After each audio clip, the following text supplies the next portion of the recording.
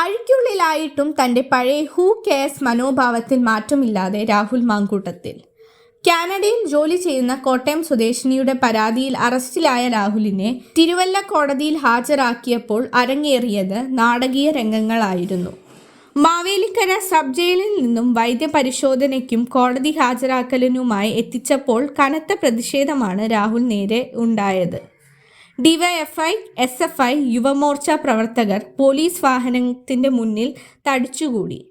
അധിക്ഷേപിക്കുന്ന തരത്തിലുള്ള മുദ്രാവാക്യങ്ങൾ ഉയർന്നിട്ടും പുഞ്ചിരിക്കുന്ന മുഖത്തോടെ പ്രതിഷേധക്കാരെ നേരിട്ട രാഹുലിന്റെ രീതി ഏവരെയും അമ്പരപ്പിച്ചു. അറസ്റ്റിലായ ശേഷം പോലീസിനോട് രാഹുൽ വെല്ലുവിളി ഉയർത്തിയതും സൂചനകളിലുണ്ട്. താൻ ഇപ്പോൾ പാലക്കാട് സ്വതന്ത്രനായി മത്സരിച്ചാൽ പോലും ജയിക്കുമെന്ന പ്രത്യേക അന്വേഷണ സംഘത്തിന് മുന്നിൽ രാഹുൽ അവകാശപ്പെട്ടതായിട്ടാണ് പുറത്തുവരുന്ന വാർത്തകൾ. യൂത്ത് കോൺഗ്രസിന്റെ തീപ്പൊരി നേതാവും MLAയുമായി തിളങ്ങി നിൽക്കുമ്പോഴാണ് രാഹുലിന്റെ വീഴ്ച തുടങ്ങുന്നത്.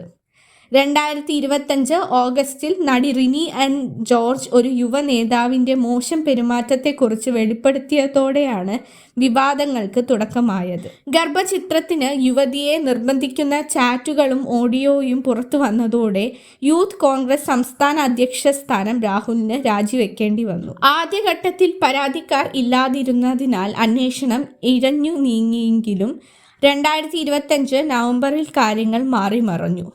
വിവാഹ വാഗ്ദാനം നൽകി പീഡിപ്പിച്ചുവെന്ന് കാണിച്ച് ഒരു യുവതി മുഖ്യമന്ത്രിയുടെ ഓഫീസിൽ നേരിട്ടെത്തി പരാതി നൽകി. പിന്നാലെ ബാംഗ്ലൂരുവിൽ നിന്നുള്ള മറ്റൊരു യുവതിയും ബലാത്സംഗ പരാതിയുമായി KPCC നേതൃത്വത്തെ സമീപിച്ചു. ഇതോടെ രാഹുലിനെ കോൺഗ്രസ് പ്രാഥമിക അംഗത്വത്തിൽ നിന്നും പുറത്താക്കി.